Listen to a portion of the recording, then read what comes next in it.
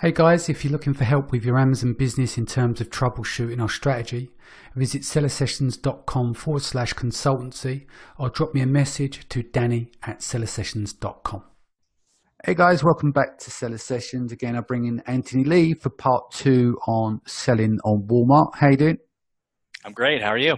Yeah, we've got all the dull, boring stuff out of the way. Let's get into the ranking stuff. So, please tell me, it's like the Wild West. Everyone's on there.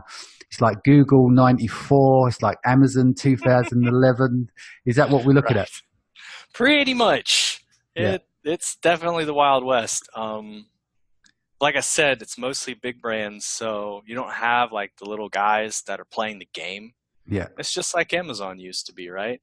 And Walmart hasn't caught up to the marketplace and the fact that sellers can be sneaky and conniving. And so that like they have their terms of service are practically non-existent. Yeah. The Is it regulations are practically non-existent. literally you have to do something extreme to get suspended, like really bad, like poison I, I someone? don't I don't know a whole lot of sellers on Walmart, but I can tell you that I don't begin to know how on earth I could possibly screw up bad enough to get suspended. I've already had, the Bangladeshi black hatters doing all Yeah. kinds of crazy stuff to my listing to rank it. I tested that. I tested fake reviews, and I mean everything stuck, everything ranked. Nothing happened. I didn't even get a policy warning. I don't even know if policy warnings are a thing on Walmart yet. Right. It simply is the Wild West. Right. So this before we get into the ranking, they're just talking about, you're moving over from Amazon. If you've got a well optimized listing on Amazon, are you just literally bringing over your description, melding in with the bullet points using HTML and a title? And is there back-end search terms, etc.? Do you want to break that down for me? Yeah, so there aren't back-end search terms. Everything is on-page SEO. And then yeah, basically if you have a well-optimized listing, you just bring it over. Hmm. There's very, very few differences between the title and the text that you're allowed to put in a Walmart listing and Amazon. Like Amazon's a little better structured, but for the most part, like it looks the same. There's still slots for images, and then there's a place for obviously the price, and there's a place for the reviews. So everything looks very, very similar, and they're very still. Walmart, I think, follows the same format as eBay at one point, where they're Mhm. just very on-page SEO is important. So as long as you have a keyword-rich listing, keyword density actually matters in situations like this now, Yeah. like much more so. And then as long as it's in your title, then it's like, okay, well, that's half the battle right there. So everyone's using pipes and repetitive search terms in the title over again. So it doesn't make sense. They've just got a few words between a setup of pipes, and it's like 100 or 300 characters or whatever, is it? Well, I wouldn't say that because it's so new. There aren't that, like you say, everyone. Like, no, everyone's a big brand. Everyone out there literally has like the old school, all the listings in 2011 on Amazon, right? They were just big brands where they were like garlic press, Hmm. right? That's everybody on Walmart.com right now. Gotcha. So when you come out there and you're like, stainless steel garlic crusher press, like well optimized, that stands out like a sore thumb because that doesn't exist yet. Yeah. So interestingly, is there any tools out there at the moment that people are using in terms of for search volume, etc., or research tools like a Jungle Scout or a Helium 10? None that I'm aware of. So how are people picking the products to sell on Walmart? Is there a Uh, bestsellers list? And my guess, Walmart.com is not the most well organized. yeah, So I mean, like, I don't know that it's the best place to start your search. yeah, I really do think the majority of what's happening on Walmart is they're being pulled over from platforms that they already existed on. yeah, You know, I just looking at like the site itself is pretty. It looks like the kind of place that shoppers can go and buy stuff, and it looks nice. But ultimately, like the setup, It looks a lot very similar to Amazon, but like their badges are different, right? So they don't have like badges like bestseller. Like Amazon's very, very much on bestseller, right? Hmm. So when you go to Walmart, what you're looking at is badges that say things like clearance and rollback. And there is a bestseller badge, but it's not, I mean, like if you go and look at Garlic Press right now, the guy that has bestseller badge also has 2.5 stars for their reviews. Yeah. So it's like it's still sparse. When we talk about the Wild West, like it's still like 90% of it is desert. So they haven't quite gotten the systems down. So I don't think this is the best place to do your product research. Yeah. Just because like they're not even very clear for consumers, like what's popular. I mean, I don't know. Like maybe this guy that's got the bestseller, but again, he's got 2.5 stars, man. Like he can't be the best, right? Yeah. So how you ranking on here? So this we've established it's the Wild West. Keyword density matters. Like I'm just having a flick through the site now myself. It's I'm underwhelmed. It's more eBay than it is Mm-hmm. Amazon in terms of style. All right, it's nice white background and stuff, but it just looks a bit clumsy to me. Yeah. Even like the layout of the pages where it's got like add to cart, it's not even equal. Like there's not laid out in terms of equal spacing. It's all over the place. So it looks a bit messy and, what's the word for it? Oh, but they do have bullets. There's this thing called product highlights now. Yeah. Okay. See, they're trying to be more like Amazon because now they actually have a bullets section. Yeah. Kudos. Good job, guys. So yeah, seems like the titles are very short on here. So I suppose what you got to do is it goes back to the prior to the tools that we had on Amazon, where people were using almost Google data to extrapolate in terms of popularity. And I'm imagining now what you do now, you'd use Helium 10, Jungle Scout, and those kind of tools, and make a rough guess and shave off some percentages. So you're placing stuff by trends and popularity that sell well on these other places, or Google Trends, for instance, and trying to extrapolate from there. Yeah, I think a more basic approach might be, especially right now, because they're so sparse. Yeah. If you're actually going to do any like actual on Walmart research, a more basic approach would be to check the reviews because, man, people just don't leave reviews on Walmart right now. Yeah. So if you find a listing that has a handful of reviews like that, or if you find if you find a page one that has a bunch of listings with reviews, you might have found a popular category on Walmart. Yeah. Makes sense. And so what are you understanding about the algorithm on Walmart and comparing it to, say, Amazon? Amazon's is way, way more robust, and it's definitely more advanced. This one is just very, very, very old school, right? So I know that some people that I've seen like in forums claim that they can create a super URL, but every bit of research I've seen shows that there's no keyword embed URL. There's no like attribution through URL for keywords. Literally, sales bring keyword rank for any relevant keywords. I would say probably more so for the more keyword dense keywords, right? Yeah. So the denser the keyword, maybe they get more weighting.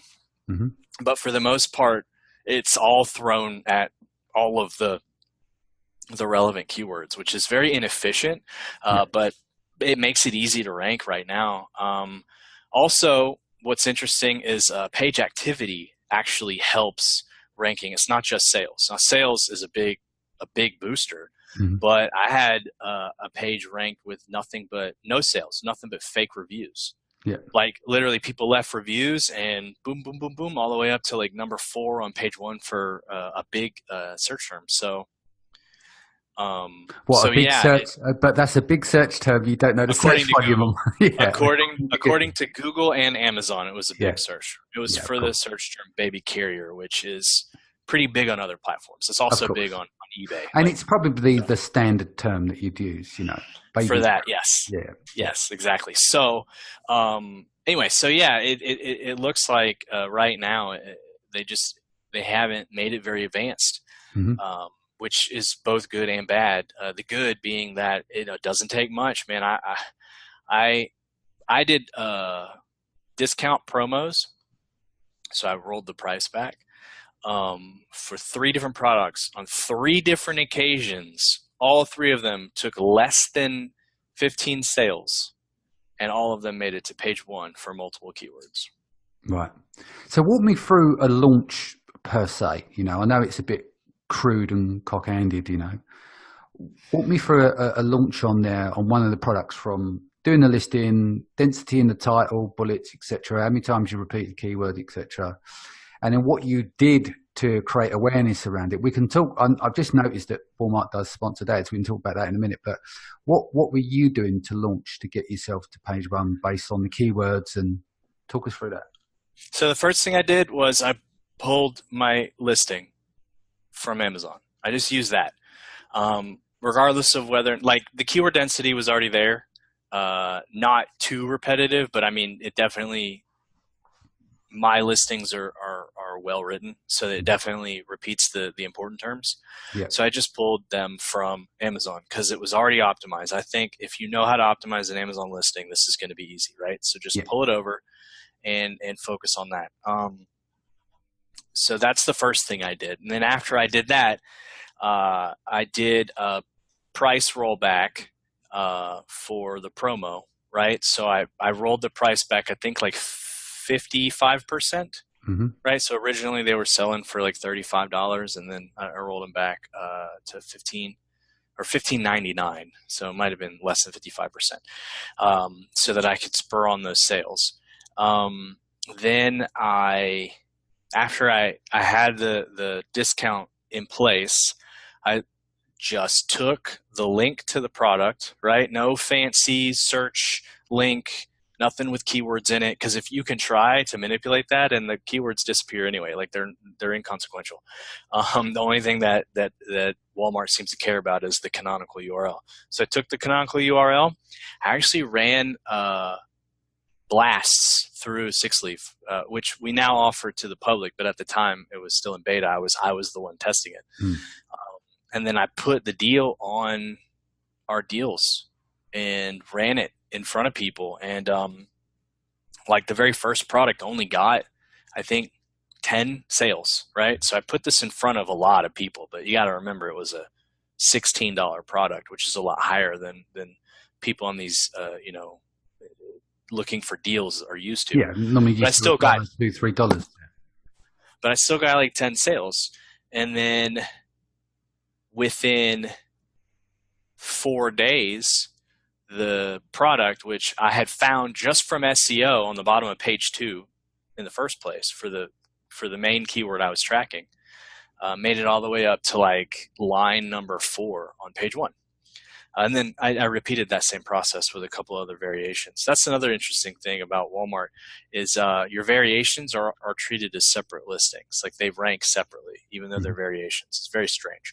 Anyway, so I did this with all 3 variations, got them all to page 1 with less than 15 sales a piece, which I thought was really cool. And then from there, they were just generating anywhere from as low as 5 to as much as 20 sales a day, depending on, on any given day.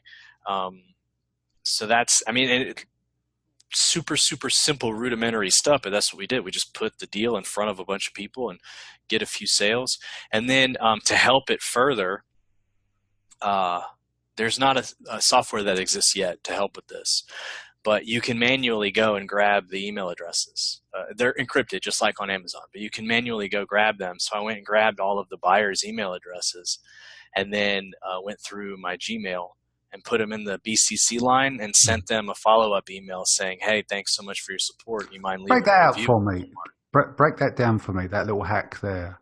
So you're using a nominalized email address from Amazon because they obviously encrypt this from Walmart, yeah. Encrypt it. So you're using that encryption into your BC list. Break that down for me.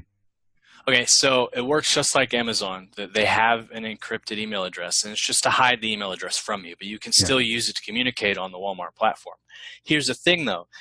The email address that you use to sign up is your seller email address. Mm-hmm. You can also send emails from that email address. So Right. because of that, instead of going through and one by one sending one message at a time through their service, through their platform, you can snag that encrypted email address and put it in the BCC line of your Gmail account. Mm-hmm. And then, and I mean, you got to send it to somebody. So usually I just send it to like myself, right? So it looks like it's to Anthony. And then the BCC, it's also to, you know, this person, this person, this person, but they don't see that. They only see their own email address. And then you put your follow-up email in there asking for a review with a link to the product, you know, and telling them where to click and, you know, blah, blah, blah. And then you just press send and it sends it out, and it works because you're allowed to send it from that email because that's your seller email address. You can actually do that on Amazon too, by the way. But you get suspended on Amazon. That's the difference if you've done something like that. I haven't. No, I know. But, you know, if you get caught for it. So that's interesting. So we've pretty much covered the giveaways. You've got the competitive advantage there because of 6leaf, and that's something that you're looking to develop in the background. But can someone... you could do it on Facebook too. That's what I'm thinking. What I mean? Like, yeah. The price... So the price is public to everybody. That's the part that sucks. You have to keep an eye on your promotions if you don't want to leave it at that price.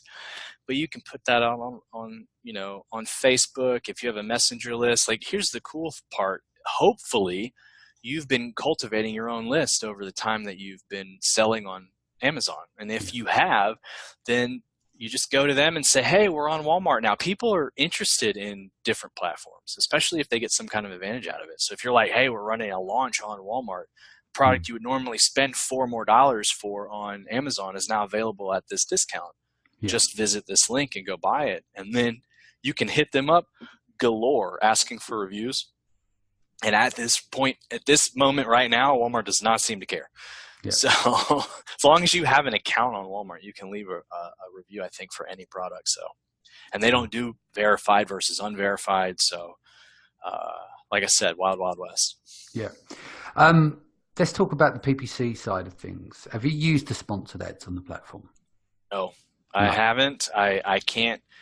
I wish I could tell you anything about it, but this is new, and I just recently stopped selling on Walmart. So, but that platform I think is only a couple of months old. I could only guess what it means. Yeah, it's going to be like the Fisher Price the Fisher Price version of sponsored ads, isn't it? It's going to be very basic. But, yeah. So no, it's a shame you haven't played around with that. But I think we've covered quite a lot of ground. There's some really interesting stuff. What it does, it shows it goes back to the early days. You know, you're manually doing emails, the density, you know, all of those kind of. It seems that the maturity of a platform, it pretty much follows the same pattern. You know, it's like when we all jumped onto Amazon, we couldn't believe how weak the PPC platform was. When you compare it to something like AdWords, it's quicker to get a pilot's license than it is to fully understand the breadth of AdWords, right? Simple as that. You jump on that and you go, this is Fisher Price, this is easy. And then, you know, even going back to 2015, when I was using PPC to rank products, I'd done a video on YouTube that I went through the whole stages of it, like using 3 different products, 3 different examples with it all tracked and everything, and showing them, you know, like there is a correlation between sales taking place on a keyword and what is going on overall in terms of the sales process and the ranking as well. So I'm imagining that it's going to be very similar on Walmart as well. And I think if you look at stuff like Pinterest, a lot of these platforms, the PPC platforms start out very dirt cheap early doors, and then they become expensive later. They follow in the same process. You look at Google Ads, late 90s, you know, people would bid on keywords like beer and, you know, what's the ambulance chasers, like the insurance companies, like these bids now, their bids are like 35 to 75 pounds in the UK, you know, for a click, not for a lead. You know, that's like, that's for, you know, I believe it, like, That's like, you know, the dialer firms that, you know, you want to get make a claim, don't have any money, come to us, no win, no fee, that kind of thing. Them kind of clicks are super, super expensive. And then you look at Amazon, people paying in some areas silly money, and that's growing on a regular basis. So I suppose with Walmart, like if you are doing products that are selling 10 to 20 units a day, that's not to be sniffed at.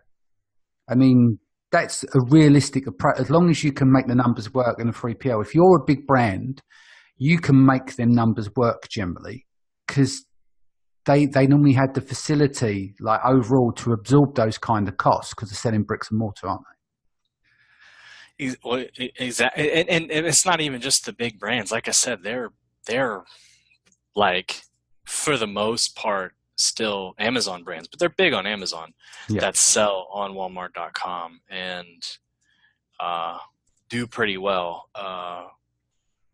You know, basically, it's not going to make sense for everybody, but it definitely can, especially if you feel a need in the platform, like people want this product, but it's not very well represented.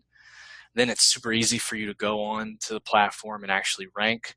If you're one of the first to play with their PPC, that's wonderful, because the only thing that's going to happen is Walmart.com is going to get more buyers. And as they get more buyers, the sellers are going to have more sales. And even if it never represents as much to you as Amazon or even even your own Shopify, the moral of the story is, everybody, in my opinion, everybody at some point in their growth is going to have to look at logistics and fulfillment outside of Amazon.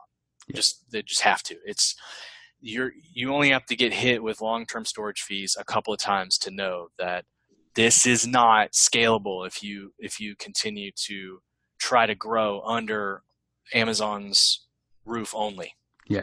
So once you move to that point and you're fulfilling anywhere you want, you know, your Shopify fulfillment, your Etsy fulfillment, it's all handled by somebody outside of Amazon. There's no reason for you not to experiment with these other platforms and learn how to rank and put yourself in front of more people. All it does is add to your legitimacy, especially if you're building a brand. Makes sense. Cool. That's right there.